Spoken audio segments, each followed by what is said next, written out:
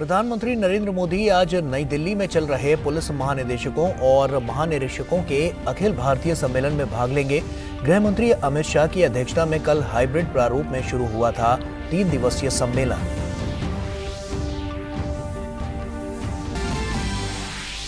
भारतीय कुश्ती संघ अध्यक्ष बृजभूषण शरण सिंह पर लगे आरोपों की होगी जांच। खेल मंत्रालय आज करेगा समिति की घोषणा। कमेटी 4 सप्ताह के भीतर सौंपेगी अपनी रिपोर्ट। जांच पूरी होने तक पद पर नहीं रहेंगे बृजभूषण। खेल मंत्री के आश्वासन के बाद पहलवानों ने खत्म किया धरना। भाजपा अध्यक्ष जेपी नड्डा आज कर्नाटक के दौरे पर। नड्डा नागथन विधानसभा क्षेत्र में विजय संकल्प अभियान की करेंगे शुरुआत। सिंदगी में एक जनसभा को भी करेंगे संबोधित।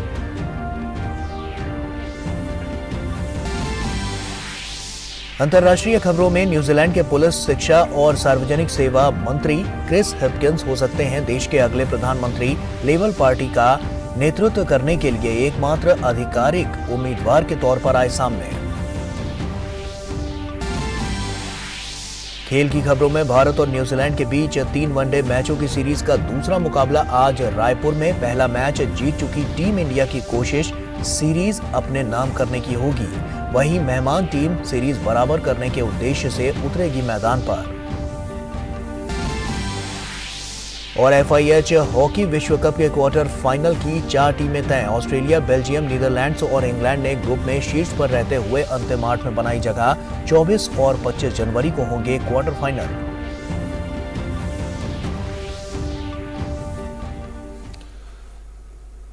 नमस्कार, आप देख रहे हैं डीडी न्यूज। आपके साथ मैं हूं गौरव श्रीवास्तव। तो चलिए बुलेटिन की शुरुआत करते हैं। प्रधानमंत्री नरेंद्र मोदी आज पुलिस के महानिदेशकों और महानिरीक्षकों के अखिल भारतीय सम्मेलन में भाग लेंगे।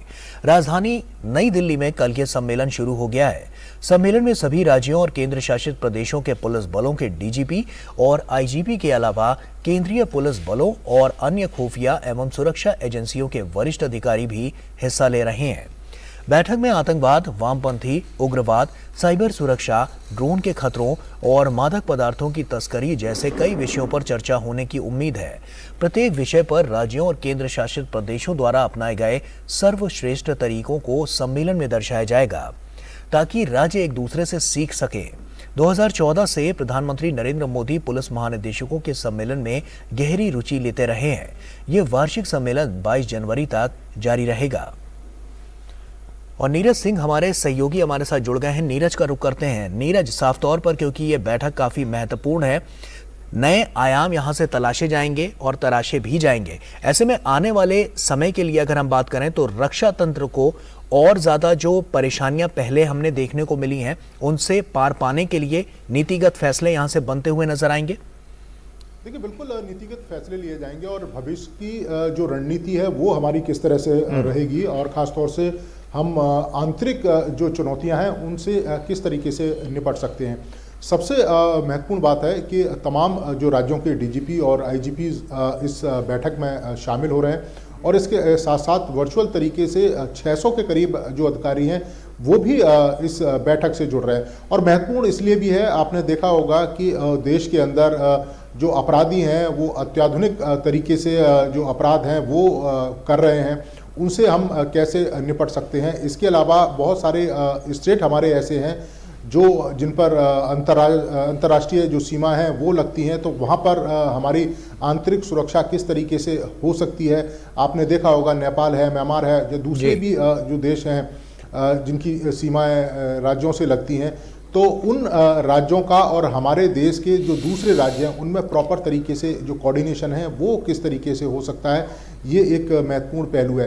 पिछले आपने देखा होगा 8-9 सालों में जिस तरीके से हमने आतंकवाद पर नकेल कसी है, इसके अलावा जो टेरर खासतौर से नार्को टेरर पर हमने लगातार शिकंजा कसा है। आपने देखा भी होगा कि खुद गृह मंत्री के नेतृत्व में ही कई हजार करोड़ का जो ड्रग्स है उसको नष्ट किया गया है। हमारी एजेंसियां लगातार इस मामले में बेहतर प्रदर्शन कर रही हैं और तमाम जो ड्रग्स के जो कारोबारी हैं उनके खिलाफ शिकंजा कस रही हैं। इसके साथ ही आपने देखा भी होगा कि आतंकवाद पर हम किस तरीके से नकेल लगाने में कामयाब रहे हैं।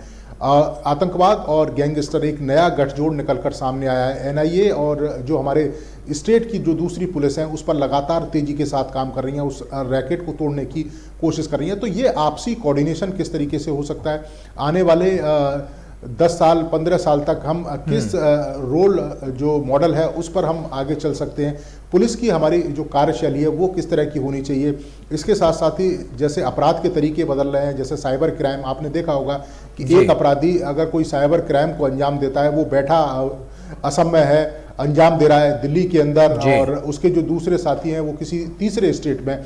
तो जब तक प्रॉपर कोऑर्डिनेशन इन सभी स्टेटों में नहीं होगा तो तब तक हम जो लगाम है इस तरह के नीरज कह अपराधियों सकते पर हैं, क्योंकि नहीं लगा साइबर सकते। सुरक्षा को लेकर हमने देखा कि बीते दिनों काफी कुछ देखने को इसमें मिला है और तमाम लोगों पर कार्रवाइयां भी हुई हैं और ऐसे में नकेल भी इस पर कसी गई है। तो कहीं ना कहीं इस बैठक के बाद एक नया आयाम साइबर सुरक्षा के क्षेत्र में भी देखने को मिलेगा।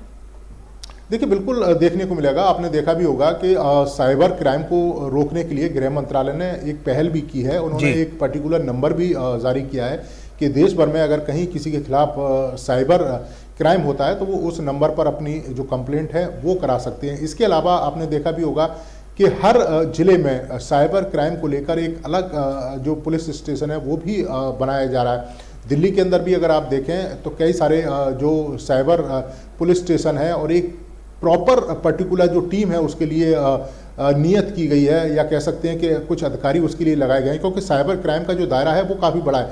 आपने देखा होगा कि किस तरीके से हमारे जो सामरिक महत्व के संस्थान हैं या जो दूसरे महत्वपूर्ण संस्थान हैं उन पर साइबर अटैक लगातार होते हैं। जो अपराधी हैं वो साइबर क्राइम के द्वारा बड़े पैमाने पर लोगों की जो पैसे हैं, गाड़ी कमाई है, वो अपने अकाउंट में ट्रांसफ़र कर लेते हैं। तो इन सब पर किस तरीके से लगाम लगाई जा सके, निश्चित तौर पर इस पर एक विस्तृत चर्चा होगी, क्योंकि आने वाले समय में साइबर क्राइम एक उभरती हुई चुनौती है और जिससे हम कैसे निपट सकते हैं, इस 3 दिवसीय कॉन्फ्रेंस में ज़रूर उस पर चर्चा होगी और कोई ठोस रणनीति इस पर बनेगी। ठीक है, बहुत बहुत शुक्रिया नीरज तमाम जानकारियां हमसे साझा करने के लिए। आगे बढ़ते हैं और आपको बता दें कि भारतीय कुश्ती महासंघ अध्यक्ष बृजभूषण शरण सिंह पर लगे आरोपों की जांच होगी। केंद्रीय खेल मंत्री अनुराग ठाकुर ने पहलवानों के साथ शुक्रवार देर रात बैठक के बाद आरोपों की जांच के लिए एक समिति बनाने की घोषणा की। यह समिति 4 सप्ताह के भीतर जांच पूरी कर सरकार को अपनी रिपोर्ट सौंपेगी। जब तक जांच पूरी नहीं हो जाती है तब तक बृजभूषण शरण सिंह WFI से खुद को अलग रखेंगे और इसके साथ ही पहलवानों का धरना भी समाप्त हो गया है। मसी मैरी कॉम की अध्यक्षता में 7 सदस्यीय समिति बनाई थी। आइए देखते हैं खास रिपोर्ट। भारतीय कुश्ती महासंघ के खिलाफ चल रहा पहलवानों का धरना तीसरे दिन केंद्रीय खेल मंत्री के आश्वासन के बाद खत्म हो गया है। भारतीय कुश्ती संघ के प्रमुख और सांसद बृजभूषण शरण पर तानाशाही और यौन शोषण का आरोप लगाते हुए देश के कई दिग्गज पहलवान पिछले 3 दिन से धरने पर बैठे हुए थे। शुक्रवार की रात पहलवानों ने अपनी मांगों को लेकर दूसरी बार केंद्रीय खेल मंत्री अनुराग सिंह ठाकुर से उनके आवास पर जाकर मुलाकात की। खेल मंत्री ने पहलवानों के साथ देर रात तक चली बैठक के बाद आरोपों की जांच के लिए एक समिति बनाने की घोषणा की। यह समिति 4 सप्ताह में सभी आरोपों की जांच करेगी। जो मांगे यहाँ पर रखी गई उस पर सबने आम सहमति बनाते हुए तय किया है कि एक ओवरसाइट कमेटी का गठन किया जाएगा। अगले 4 हफ्तों के अंदर ये अपनी जांच को पूरा करेंगे। जो भी गंभीर आरोप किसी भी तरह के, चाहे फाइनेंशियल हो, सेक्सुअल हरासमेंट के हो या बाकी हो, जो भी कहेंगे इनके सबकी गहराई तक जाएंगे, जांच भी करेंगे और जो निर्णय बाकी करने की आवश्यकता होगी वो भी करने का काम करेंगे। पहलवानों की शिकायतों के समाधान के पहले कदम के तहत भारतीय कुश्ती महासंघ अध्यक्ष बृजभूषण शरण सिंह को अध्यक्ष पद की जिम्मेदारियों से अलग किया गया है। जब तक जांच पूरी नहीं हो जाती तब तक कुश्ती संघ का काम भी कमेटी ही देखेगी। कुश्ती संघ के मौजूदा अध्यक्ष बृजभूषण शरण सिंह जांच पूरी होने तक संघ के काम से दूर रहेंगे और जांच में सहयोग करेंगे। जैसा मैंने कहा कि 4 हफ्तों में हम इसको करने का काम करेंगे, तो एक कमेटी तब तक दैनिक कार्यकलाप को देखेगी, डे टू डे वर्किंग को, और तब तक भारतीय कुश्ती संघ के अध्यक्ष श्री बृजभूषण जी वो अपने आप को स्टेप असाइड करेंगे, दैनिक कार्यकलाप से अलग रखेंगे और जांच में सहयोग करेंगे। खेल मंत्री से मुलाकात के बाद पहलवान धरना खत्म करने के लिए तैयार हो गए। बैठक के बाद ओलंपिक पदक विजेता पहलवान बजरंग पूनिया ने कहा कि खेल मंत्री ने हमारी मांगों को सुना और उचित जांच का आश्वासन दिया। हमें उम्मीद है कि इस मामले की निष्पक्ष जांच होगी। खिलाड़ियों की जो हमारी बात थी, जो आवाज़ थी, वो सुनी है और एक निर्णय लिया है कि भाई हम एक कमेटी गठित करेंगे जो आपको 1 महीने में उसका रिजल्ट देगी। तो हमने पूरा विश्वास है कि इसमें निष्पक्ष जांच होगी और जो खिलाड़ियों की सुरक्षा की बात है, चाहे वो किसी तरह की बात है कि वो मंत्री जी ने बोला कि वो हमारी जिम्मेवारी है। हम अभी खिलाड़ी प्रोटेस्ट को बंद कर रहे हैं क्योंकि हमें सरकार ने आश्वासन दिया कि आपके साथ न्याय होगा। तो हमें सरकार के ऊपर पूरा विश्वास है, मंत्री जी के ऊपर पूरा विश्वास है कि हमें न्याय मिलेगा। इससे पहले शुक्रवार देर शाम भारतीय ओलंपिक संघ ने भी ब्रिजभूषण सिंह पर लगे यौन शोषण के आरोपों की जांच के लिए 6 बार की विश्व चैंपियन मुक्केबाज MC मैरीकॉम की अध्यक्षता में 7 सदस्यीय समिति के गठन की घोषणा की। इस समिति के सदस्यों में मैरीकॉम, योगेश्वर दत्त, डोला बनर्जी, अलकनंदा अशोक, सहदेव यादव और 2 वकील भी शामिल हैं। 3 दिन की जद्दोजहद के बाद आखिरकार भारतीय रेसलर्स ने अपना एजिटेशन वापस ले लिया है। Union sports minister Anurag Singh Thakur के घर पे ये जो मीटिंग चल रही थी उसमें ये डिसीजन लिया गया कि जो रेसलर्स है ये अपना एजिटेशन वापस लेंगे और इसी के साथ साथ एक ओवरसाइट कमेटी बनाने पे भी सहमति हुई है। इस कमेटी का बहुत अहम काम होगा क्योंकि ये कमेटी डिसाइड करेगी कि आगे क्या डिसीजन लिया जाएगा और 4 हफ्तों के अंदर ही उनको अपनी रिपोर्ट सबमिट करनी होगी। कैमरा पर्सन अजीत के साथ मैं तापस भट्टाचार्य, दूरदर्शन समाचार, दिल्ली। और प्रधानमंत्री नरेंद्र मोदी ने कल वीडियो कॉन्फ्रेंसिंग के माध्यम से सरकारी विभागों और संगठनों में नवनियुक्त 71,000 कर्मचारियों को नियुक्ति पत्र सौंपे। ये तीसरा रोजगार मेला था। इससे पहले प्रधानमंत्री ने पिछले वर्ष अक्टूबर में 75,000 और नवंबर में 71,000 नवनियुक्त सरकारी कर्मचारियों को नियुक्ति पत्र दिए थे। तीसरे रोजगार मेले के मौके पर नवनियुक्त कर्मचारियों में खुशी देखने को मिली। इंडियन रेलवेज में मुझे नियुक्ति मिली है, मुझे बहुत अच्छा लग रहा है। मैं बेसिकली कोटा से हूँ। मुझे इंडियन रेलवेज में स्टेशन मास्टर के पद पर नियुक्ति मिली है। मैं कहना चाहूँगा कि प्रधानमंत्री श्री नरेंद्र मोदी जी के रोजगार सृजन की इस जो प्राथमिकता उनकी प्रतिबद्धता है उसकी दिशा में रोजगार मेला एक बहुत अच्छा कदम है। इस रोजगार मेले के थ्रू हमें अपॉइंटमेंट मिल रहा है, मैं बहुत खुश हूँ। स्टेशन मास्टर के पोस्ट पे कार्यरत हुआ हूँ अभी, तो ये एक बेहतर कदम है। रोजगार मेला कर्मशः कौशलम की परिभाषा को परिभाषित करने के लिए हमें एक प्लेटफॉर्म दे रहे हैं, उसके लिए हम मोदी जी का आभार व्यक्त करते हैं। मैं कर्मचारी राज्य बीमा निगम से हूँ और मुझे स्टेनोग्राफर के पद पर नियुक्ति मिली है। मैं श्रीगंगानगर से हूँ और मेरी पोस्टिंग यहाँ जयपुर में हुई है और मुझे बहुत अच्छा महसूस हो रहा है। और ये रोज़गार मेला ये बहुत ही सराहनीय कदम है पूरे देश के लिए। मुझे बहुत अच्छा लग रहा है कि मेरी वजह से मेरे पेरेंट्स बहुत प्राउड फील कर रहे हैं। मैं राजस्थान के भरतपुर डिस्ट्रिक्ट से बिलोंग करता हूँ। अभी मेरा selection as an enforcement officer in EPIFO department में हुआ है और रोज़गार मेले के अवसर पर नियुक्ति मिलने पर मुझे गर्वान्वित महसूस हो रहा है काफ़ी। मैं जयपुर से बिलोंग करता हूँ और मुझे CGDA department ministry of defence में LDC के पद पर मेरा चयन हुआ है। मुझे बहुत खुशी है कि मुझे इस कम एज में इतनी उपलब्धि मिली। और राष्ट्रीय जांच एजेंसी ने बीजेपी युवा मोर्चा के नेता प्रवीण नेटारू के मर्डर के मामले में कोर्ट में चार्जशीट दायर की है। हत्या के मामले में NIA ने 20 लोगों के खिलाफ चार्जशीट फाइल की है। पिछले साल 26 जुलाई को लोगों में आतंक फैलाने के उद्देश्य से PFI के 2 लोगों ने उनकी हत्या कर दी थी।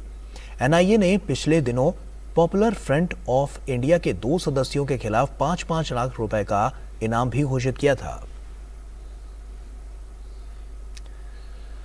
कर्तव्य पथ पर इस साल गणतंत्र दिवस परेड में नौसेना की मार्चिंग टुकड़ी का नेतृत्व लेफ्टिनेंट कमांडर दिशा अमृत करेंगी। मार्च करने वाले 144 पुरुषों के दल में पहली बार 3 महिला और 5 पुरुष अग्निवीर भी शामिल होंगे। नौसेना की झांकी मेक इन इंडिया में नौसेना की प्रगति और एक भविष्यवादी बल की दिशा पर प्रकाश डालती है। हमारी संवाददाता नंदिता डागर ने झांकी कमांडर से बात की, देखिए। ये नेवी की झांकी है जो कि 26 जनवरी के दौरान राजपथ पे आप देख पाएंगी। ये नेवी की मल्टी डायमेंशनल कैपेबिलिटी, मतलब हर दिशा में नेवी की शक्ति को बता रहा है। बेसिकली 3 भागों में से डिवाइड किया गया है। जो सबसे आगे वाला भाग है वो नेवी में नारी शक्ति के बारे में बता रहा है, जिसमें आप देख सकते हैं कि एक वुमेन ऑफिसर को दिखाया गया है। She is a women officer last year navy के एक सर्विलेंस एयरक्राफ्ट ने एक सॉर्टी कैरी आउट किया था जिसमें सिर्फ वुमेन ऑफिसर्स थे। That was a multi crew aircraft, लेकिन उसमें सिर्फ वुमेन ऑफिसर्स थे। Dornier aircraft, speaking very loudly about the नारी शक्ति इन इंडियन नेवी। सेंटर में आप देख सकते हैं कि मेक इन इंडिया इनिशिएटिव में नीलगिरी क्लास ऑफ शिप है, कलवेरी क्लास ऑफ सबमरीन है, ALH हेलीकॉप्टर है यूजिंग विच मरीन कमांडो उसको हम डिप्लॉय कर रहे हैं। ये सब आत्मनिर्भर भारत को भी बढ़ावा दे रहा है, plus make in India initiative को भी बता रहा है।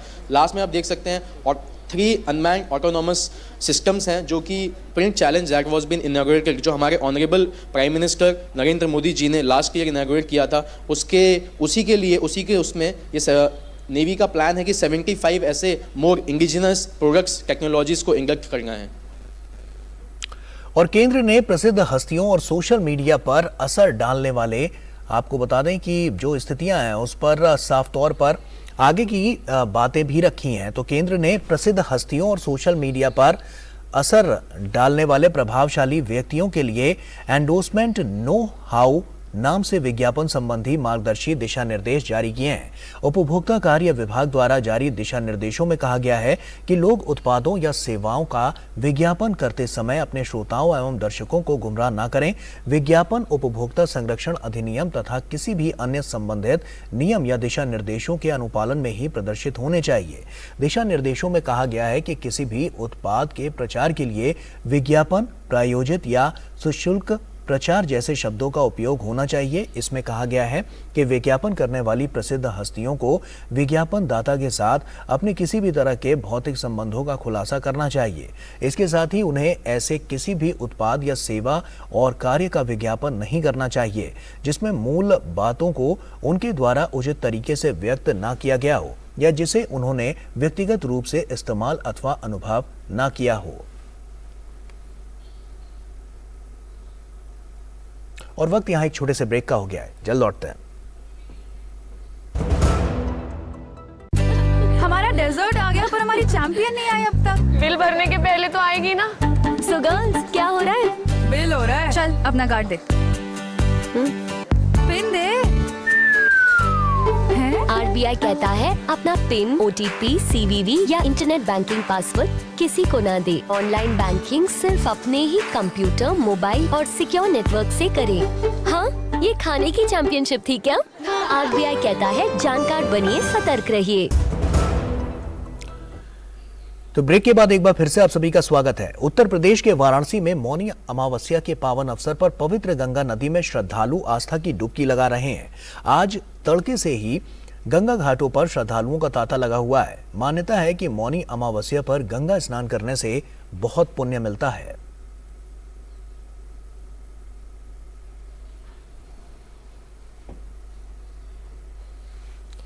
और वहीं आगामी 27 जनवरी को प्रधानमंत्री नरेंद्र मोदी परीक्षा पे चर्चा करेंगे।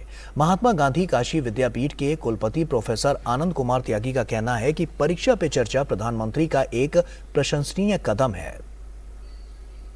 ये एक बहुत ही प्रशंसनीय कदम रहा कि परीक्षा पे चर्चा कार्यक्रम शुरू किया गया, क्योंकि पैंडेमिक के बाद जो ये कोरोना काल था, इसके बाद में विद्यार्थियों में इतना तनाव था परीक्षा को लेके, क्योंकि ठीक से क्लासेस लगी नहीं थी और बच्चे बहुत ज़्यादा परेशान थे कि परीक्षा में कैसे करेंगे। उसके साथ ही साथ परीक्षा का स्वरूप भी बदला था। इन सारी चीज़ों को ध्यान में रखते हुए माननीय प्रधानमंत्री जी ने जो पहल की कि बच्चों के साथ सीधा संवाद किया जाए, ये एक बहुत अच्छी शुरुआत रही। और वहीं भाजपा नेता विद्यासागर राय का कहना है कि परीक्षा पे चर्चा कार्यक्रम के माध्यम से प्रधानमंत्री नरेंद्र मोदी ने बच्चों के मन से परीक्षा का डर निकालने का काम किया है। कि परीक्षा सुनते ही बच्चों में एक डर सा उत्पन्न होता है कि परीक्षा के बाद रिजल्ट क्या आएगा, कैसे आएगा। उस झिझक को, उस मिथ्या को तोड़ने का ये जो ऐतिहासिक लगातार 6 साल से परीक्षा पर चर्चा प्रधानमंत्री जी हमारे कर रहे हैं। इस तरह के कार्यक्रम पहले होने चाहिए, लेकिन हमारे यशस्वी प्रधानमंत्री जी ने सोचा और आज ये काशी के जितने विद्यालय थे लगभग सारे विद्यालयों को आमंत्रित किया गया था और आज लगभग 400 से अधिक छात्रों ने पार्टिसिपेट किया, उनको पुरस्कृत किया गया। छात्रा प्रियंका गुप्ता का कहना है कि परीक्षा पे चर्चा कार्यक्रम के माध्यम से उनके मन से परीक्षा का डर दूर हुआ है। जो कि था परीक्षा पर चर्चा प्रधानमंत्री मोदी जी द्वारा चलाया गया है और ये प्रतियोगिता ही इसलिए था कि हम बच्चे जो परीक्षा पर डरते हैं उससे हम लोगों का जो डर है वो दूर हो जाए। और वहीं एक अन्य छात्रा नंदिता सोनकर का कहना है कि हमें हंसते हंसते हुए परीक्षा कक्ष में जाना चाहिए। मुझे इस प्रतियोगिता में आके बहुत खुशी मिली और ये उद्देश्य मिला कि हम लोग को परीक्षा के नाम पे डरना नहीं चाहिए और उल्लास से परीक्षा की तैयारी करके हंसते हुए परीक्षा के कक्ष में जाना चाहिए और वहां से वापस आना चाहिए। न्यूजीलैंड के मौजूदा पुलिस, शिक्षा और सार्वजनिक सेवा मंत्री क्रिस हिपकिंस न्यूजीलैंड के नए प्रधानमंत्री बन सकते हैं। जेसिंडा आर्डर्न द्वारा प्रधानमंत्री पद और लेबर पार्टी के नेता का पद छोड़ने की घोषणा के बाद हिपकिंस पार्टी का नेतृत्व करने के लिए एकमात्र आधिकारिक उम्मीदवार के तौर पर सामने आए हैं। हिपकिंस 2008 में पहली बार लेबर पार्टी के लिए सांसद चुने गए। हिपकिंस को नवंबर 2020 में कोविड-19 से संबंधित मंत्रालय सौंपा गया था। संभावना जताई जा रही है कि रविवार को लेबर पार्टी की बैठक में प्रधानमंत्री के तौर पर हिपकिंस के नाम की पुष्टि हो सकती है। हालांकि इसे केवल एक औपचारिकता बताया जा रहा है। न्यूजीलैंड में इस साल अक्टूबर में आम चुनाव होना तय है। आगे बढ़ते हैं। अमेरिका की फार्मास्यूटिकल दिग्गज कंपनी फाइजर के सीईओ अल्बर्ट बोर्ला को विश्व आर्थिक मंच की बैठक के दौरान फाइजर की कोविड वैक्सीन के प्रभाव के बारे में कई सवालों का सामना करना पड़ा। उन्होंने बार बार किए जा रहे सवालों को नजरअंदाज कर दिया, जिसके बाद मीडिया के सवालों से बचते हुए उनका एक वीडियो वायरल हो गया। सवालों के बीच उन्होंने सीईओ से पूछा कि निर्माता ने इस तथ्य को गुप्त क्यों रखा कि उनके टीके ने वायरस के संचरण को नहीं रोका। फाइजर प्रमुख ने बार बार इन सवालों को टाल दिया। पेरू की बात करें तो पेरू में प्रदर्शनकारियों और सुरक्षा बलों के बीच संघर्ष ने हिंसक रूप ले लिया है। राजधानी लीमा में शुक्रवार को प्रदर्शनकारियों और पुलिस के बीच फिर से झड़प हो गई। पुलिस ने प्रदर्शनकारियों पर आंसू गैस के गोले दागे। वहीं अपने बचाव में प्रदर्शनकारियों ने आंसू गैस के कनस्तरों को पुलिस की ओर वापस फेंका। पिछले महीने से विरोध प्रदर्शनों से जुड़ी घटनाओं में कई लोगों की मौत होने के कारण प्रदर्शनकारियों का गुस्सा राजधानी लीमा की सड़कों पर फूट रहा है। पूर्व राष्ट्रपति पेड्रो कैस्टिलो के समर्थक वर्तमान राष्ट्रपति बोलू आर्टे से इस्तीफे की मांग, त्वरित आम चुनाव और एक नए संविधान की मांग कर रहे हैं। वहीं राष्ट्रपति डीना बोलू आर्टे ने इस्तीफा देने और तत्काल चुनाव कराने की मांग को खारिज कर दिया है। खेल की खबरों की बात करें तो भारत और न्यूजीलैंड के बीच 3 मैच की वनडे सीरीज का दूसरा मुकाबला आज रायपुर में खेला जाएगा। भारतीय टीम ने हैदराबाद में खेले गए पहले मैच में न्यूजीलैंड को 12 रनों से हराया था। ऐसे में यह मुकाबला कीवी टीम के लिए सीरीज बचाने वाला मुकाबला रहेगा। न्यूजीलैंड के खिलाफ खेले जा रहे 3 मैचों की एक दिवसीय सीरीज के पहले मुकाबले में धमाकेदार जीत के बाद भारतीय क्रिकेट टीम अब दूसरे मैच के लिए तैयार है। दोनों टीमें सीरीज के दूसरे मुकाबले में शनिवार को आमने सामने होंगी। ये मैच रायपुर में खेला जाएगा। भारतीय टीम ने हैदराबाद में खेले गए पहले मैच में न्यूजीलैंड को 12 रन से हराया था। ऐसे में इस मुकाबले में कीवी टीम के सामने सीरीज बचाने की चुनौती होगी। पिछले मुकाबले में भारतीय टीम की ओर से शुभमन गिल ने शानदार पारी खेली थी और अपने वनडे करियर का पहला दोहरा शतक जड़ा था। ऐसे में एक बार फिर से टीम को शुभमन गिल से उम्मीद रहेगी। वहीं न्यूजीलैंड की बात करें तो पिछले मुकाबले में माइकल ब्रेसवेल ने 140 रन की शानदार पारी खेली थी। वहीं मिचेल सेंटनर ने भी उनका बेहतरीन साथ दिया था। कीवी टीम के लिए सबसे जरूरी पहलू ओपनिंग ऑर्डर का चलना होगा। वहीं गेंदबाजी में भी टीम के लिए कंसिस्टेंसी एक बड़ा विषय होगा। वहीं दोनों टीमों के बीच अब तक के रिकॉर्ड पर नजर डालें तो भारत और न्यूजीलैंड के बीच अब तक 113 मुकाबले खेले गए हैं, जिसमें से भारत ने 55 मैचों में जीत हासिल की है, जबकि न्यूजीलैंड के नाम 50 मुकाबले रहे हैं और एक मैच टाई रहा है। वहीं 7 मैच में कोई परिणाम नहीं निकला है। पिछले 10 एक दिवसीय मुकाबलों में भारत का रिकॉर्ड अच्छा नहीं है। उसने सिर्फ 1 जीत हासिल की है, जबकि 6 मैच हारे हैं। 3 मैच का कोई नतीजा नहीं निकला है। शनिवार को खेले जाने वाला मुकाबला दोनों टीमों के लिए अहम होगा। इस मैच में भारतीय टीम एक तरफ जहां अजय बढ़त के इरादे से मैदान में उतरेगी, तो वहीं दूसरी ओर न्यूजीलैंड की कोशिश जीत हासिल कर सीरीज में बराबरी करने की होगी। Sports desk, DD news. और ओडिशा में चल रहे हॉकी विश्व कप ग्रुप के दौर के मुकाबले समाप्त हो गए हैं। वहीं ग्रुप दौर की समाप्ति के बाद 4 टीमों ने सीधे क्वार्टर फाइनल में स्थान बना लिया है। चारों पूल में शीर्ष पर रहने वाली टीमों ने सीधे क्वार्टर फाइनल में स्थान बनाया है। पूल ए में ऑस्ट्रेलिया ने 3 मैच में 2 जीत और 1 ड्रॉ के साथ अंतिम 8 में प्रवेश किया। वहीं पूल बी में बेल्जियम ने शीर्ष स्थान हासिल किया। बेल्जियम ने पूरी प्रतियोगिता में शानदार प्रदर्शन करते हुए 2 जीत हासिल की। एक मैच में बेल्जियम को ड्रॉ से संतोष करना पड़ा। दूसरे स्थान पर मौजूद जर्मनी और बेल्जियम के बराबर 7 अंक थे। हालांकि बेहतर गोल औसत के आधार पर बेल्जियम ने शीर्ष पर रहते हुए अंतिम 8 में प्रवेश किया। पूल सी से नीदरलैंड्स ने शानदार खेल दिखाते हुए क्वार्टर फाइनल में जगह बनाई। नीदरलैंड्स ने प्रतियोगिता के अपनी सभी 3 मैच जीतकर 9 अंक के साथ अंतिम 8 में प्रवेश किया। वहीं पूल डी से इंग्लैंड ने सीधे क्वार्टर फाइनल में जगह बनाई। और इसी के साथ फिलहाल इतना ही। आप बने रहिए डीडी न्यूज के साथ। हमें दीजिए इजाजत। नमस्कार।